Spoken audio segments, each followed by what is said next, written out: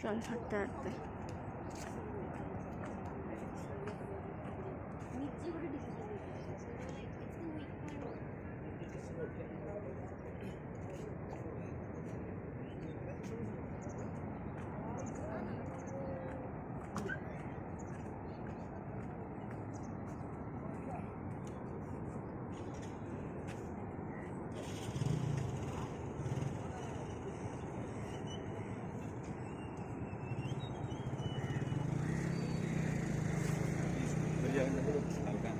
সমুদ্র মিলন